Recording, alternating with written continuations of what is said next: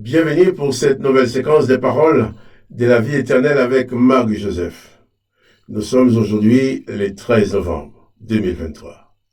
13 novembre 2023, encore un jour de grâce avec Jésus-Christ. Parce que Jésus-Christ a dit, je suis avec toi tous les jours jusqu'à la fin du monde. Et m'appuyant sur cette promesse de Jésus-Christ, je peux affirmer avec certitude que chaque jour est un jour de grâce avec la présence de Jésus-Christ dans ma vie et aussi dans ta vie. Je suis venu encore te le dire, te le redire, pour que tu prennes conscience que rien ne peut remplacer la présence de Jésus-Christ dans ta vie. Car c'est cette présence de Jésus-Christ qui fait pour toi que chaque jour est un jour de grâce. Un jour où tu participes à la grâce de Jésus-Christ. Un jour où Dieu te fait grâce. Un jour où la grâce de Dieu te touche. Où la grâce de Dieu t'accompagne. En Jésus-Christ. Alors, c'est un jour de grâce avec Jésus-Christ. Et Jésus-Christ a dit, je le répète encore, je suis avec toi tous les jours jusqu'à la fin du monde. Et cela, personne ne peut l'empêcher parce que Jésus-Christ t'a fait la promesse. Si toi tu crois à cette promesse, tu vas vivre tous les jours avec cette certitude de la présence de Jésus-Christ en toi. Jésus-Christ est avec toi tous les jours, quelles que soient les circonstances. J'insiste à répéter ça et tu m'entendras dire cela chaque matin parce que il est important de te rappeler car les jours sont souvent difficiles. Dans les jours difficiles, c'est bien d'entendre une voix qui te dit « Attention, tu n'es pas seul, Jésus-Christ t'accompagne. » Eh bien, c'est le cas ce matin. Je te dis attention. Rassure-toi. Pas de panique. Jésus-Christ est avec toi.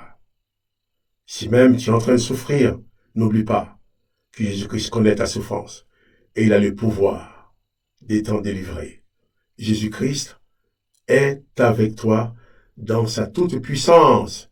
Comme il a dit, tout pouvoir m'a été donné dans les cieux et sur la terre. Eh bien, Jésus-Christ est dans ta vie avec tout pouvoir. Et c'est pour cela, je vais prendre le temps de prier avec toi. Toi qui es malade, toi qui es en difficulté, toi qui as des problèmes que tu n'arrives pas à surmonter. Moi, je veux prier pour que Dieu intervienne dans ta vie et que tu trouves solution à tes problèmes, que tu trouves guérison pour ton corps. Pour ton âme aussi. Car si tu es dans la déprime, ton âme est malade. Si ton âme qui souffre, je vais prier. Et je crois à la puissance de la prière. Parce que Jésus-Christ a dit aussi, si tu demandes au Père quelque chose en mon nom, je le ferai, afin que le nom du Père soit glorifié. Alors je vais prier avec toi, avant de lire ce passage de l'Évangile qui nous parle de la présence de Jésus dans les festins de noces des Cana. Je vais prier. Père, je viens dans le nom de Jésus encore ce matin, avec mon frère, ma sœur, avec cet homme, cette femme, cet enfant, cet adolescent, qui regarde cette vidéo et qui prie avec moi. Eh bien, j'ai prié pour lui, j'ai prié pour elle, que par ta toute puissance, que tu touches son corps, que tu touches son âme, que tu touches son esprit, et que tu apportes une guérison totale dans sa vie. Tu es capable de guérir le corps, l'âme et l'esprit. Ce que je te demande de faire pour cet ami qui m'écoute maintenant, cet ami qui regarde, qui prie avec moi. Jésus a dit, tu imposeras les mains aux malades et les malades seront guéris. Je t'invite à poser ta main là où tu as mal. Si tu ne sais pas là où tu as mal, parce que tu as mal à l'intérieur, pose ta main sur ton cœur. Et je prie au nom de Jésus, avec cette main posée sur ce corps, eh bien que la guérison se manifeste. Jésus-Christ a dit, tu imposeras les mains aux malades. Je ne suis pas à côté de cet ami pour lui imposer les mains, mais malgré la distance, spirituellement, dans l'esprit, je pose ma main sur lui, sur elle. Et je proclame sa guérison. J'ordonne maintenant que ton corps produise la guérison et que tu sois soulagé, non seulement soulagé, que tu sois guéri dans le nom de Jésus-Christ. Et crois-le avec moi. Et je crois que, même si je ne te vois pas, je crois que la toute puissance du Père et l'amour de Dieu pour toi te donne la guérison. Seigneur, je te dis merci pour cette guérison que tu donnes maintenant, pour ce corps que tu guéris, pour cette âme que tu guéris. Merci. Dans le nom de Jésus-Christ. Amen. Excusez-moi. Nous allons donc continuer la lecture de l'Évangile, qui est la parole de Jésus-Christ. Nous avons lu hier que, je lis aussi le verset 1er pour entrer dans l'autre verset. Jean chapitre 2, verset 1er. 3 jours après, il y eut des noces à Cana en Galilée. La mère de Jésus était là. Et Jésus fut aussi invité aux noces avec ses disciples. Jésus a été invité, n'est-ce pas? Maintenant, qu'est-ce qui se passe?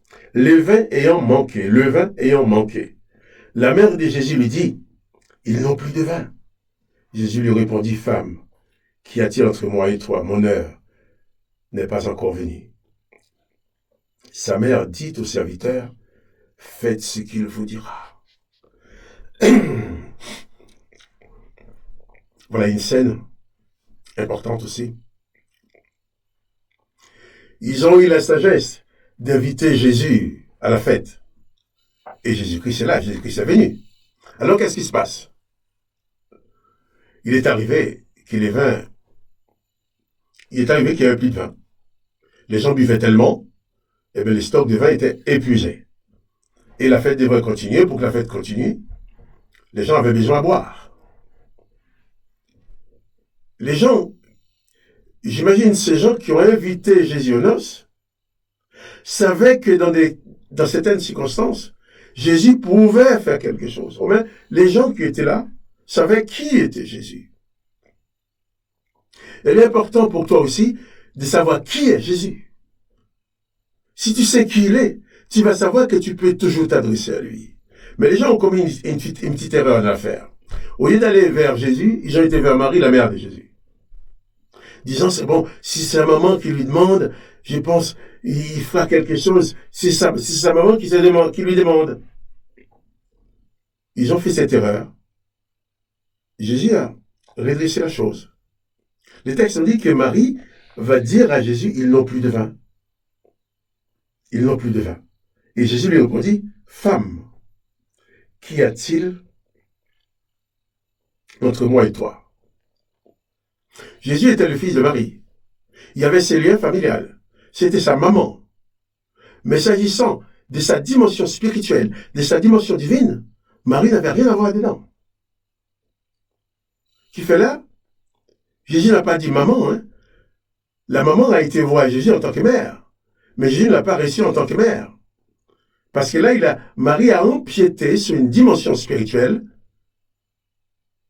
que Jésus lui fait comprendre qu'il n'a rien à faire dedans. Et Jésus va dire à sa mère, dis au mot, femme, qu'y a-t-il entre moi et toi? Mon heure n'est pas encore venue.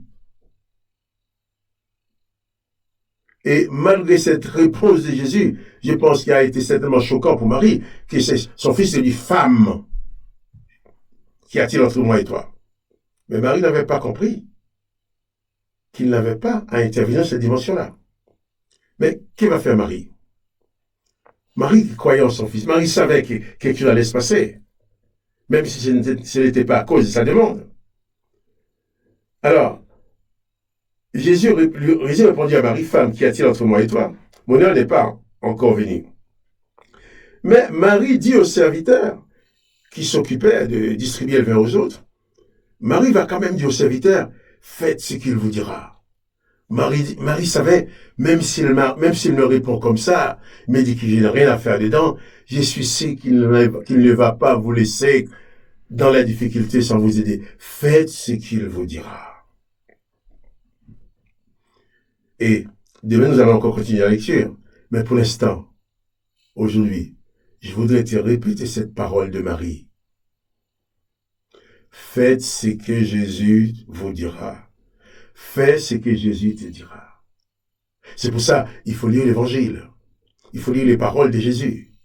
Si tu lis l'évangile de Jésus, tu connais les évangiles de Jésus, tu connais les enseignements de Jésus. Dans chaque circonstance, Jésus te dira quelque chose dans ta situation actuelle. Lis l'évangile. Élève ton âme à Jésus-Christ. Jésus-Christ va te dire quelque chose. Jésus-Christ va t'apporter une solution. quand les choses sont difficiles, voire même impossibles, fais ce que Jésus te dira. Arrête-toi, demande à Jésus, mais Seigneur Jésus, que me dis-tu dans cette circonstance? Voilà mes difficultés, voilà les circonstances que je suis en train de vivre. Mais que me dis-tu? Que me dis-tu? Que me dis-tu? Et dans ton âme, Jésus va te parler, il va te conduire. Et je te dis comme Marie, fais ce que Jésus-Christ te dira. Jésus-Christ ne te dira jamais d'aller voler. Il ne te dira jamais de mentir. Il ne te dira jamais de tromper les autres. Il ne te dira jamais de faire des coups tordus pour t'en sortir. Mais fais ce que Jésus te dira. Et dans ce que Jésus te dit, tu trouveras la solution. Car Jésus-Christ a le pouvoir de te délivrer. Les gens avaient le problème, ils n'avaient plus de vin. C'était un grand problème pour eux. Et Marie dit aussi à ces gens-là, faites ce que Jésus vous dira. Et je vais te dire aussi ce matin, j'insiste à te redire, si tu veux sortir de tes problèmes, tu veux sortir de tes difficultés, tu veux accéder à ta guérison, à ta délivrance, fais ce que Jésus te dit. Fais ce que Jésus te dit. Les hommes vont peut-être te trouver ridicule. Il y en a qui vont me trouver ridicule de prier pour toi dans une vidéo, disant, à cause de ma prière, dans la vidéo que tu vas écouter, tu vas être guéri. Jésus a dit, je le fais. Jésus a dit, qu'est-ce que je demande au Père en son nom, il le fera. Alors je demande au Père de t'accorder la guérison dans le nom de Jésus. Même si 2 ans, 3 ans après, tu écoutes cette prière, je crois que la puissance de Jésus-Christ va te guérir parce que Jésus-Christ a promis de le faire. Bien sûr, les gens vont dire, mais cet homme-là, il est ridicule. On va me traiter de ridicule. On va te traiter de ridicule, toi qui crois cela. Mais seulement, même si les gens te traitent de ridicule, ne néglige jamais de faire ce que Jésus te dit.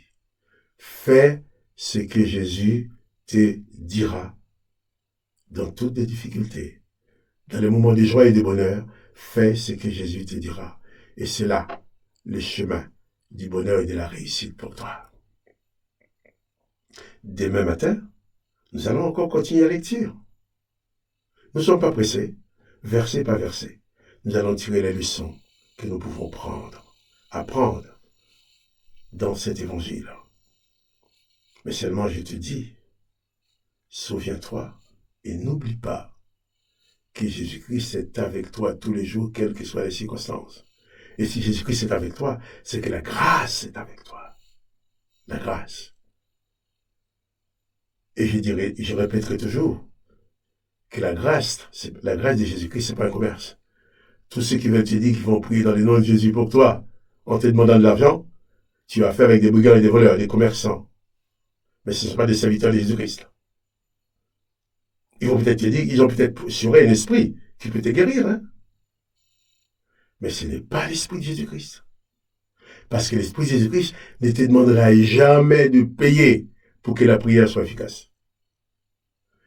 La prière dans le nom de Jésus-Christ, c'est la prière de la grâce adressée au Père, au nom de Jésus-Christ. Le Père a voulu nous faire grâce. Il nous a envoyé Jésus-Christ. Et quand nous prions dans le nom de Jésus-Christ, c'est la prière de la grâce. Et c'est l'exaucement par grâce. Seulement. Souviens-toi de cela. N'oublie pas que Jésus-Christ est avec toi par grâce, mais pas pour l'argent que tu peux donner. Je glorifie le nom de Jésus. Que toi aussi, tu sois béni. Et quant à moi, Marc-Joseph, je te dis, tu peux m'appeler quand tu veux. Mon numéro de téléphone, 06 85 10 15 36. Si tu veux que je prie personnellement avec toi au téléphone, tu m'appelles. Je me ferai un plaisir de le faire, de prier avec toi en direct. Et si tu veux aussi, laisse-moi un message sur YouTube. Je te répondrai. Je sais que Jésus-Christ t'aime. Il veut que tu sois sauvé, que tu sois guéri. Et je suis là pour t'aider. Attention, J'ai dit cela pour t'aider, pas pour de l'argent, pas pour recevoir des dons de ta personne. Rien du tout. Seulement pour t'aider à t'installer dans la grâce de Jésus-Christ. Dans la grâce, il n'y a aucune notion de paiement ou de mérite. N'oublie pas ça. Sois béni. Pas de panique. Jésus-Christ est avec toi. Et si tu veux, je peux faire un bout de chemin avec toi pour t'aider à t'en sortir.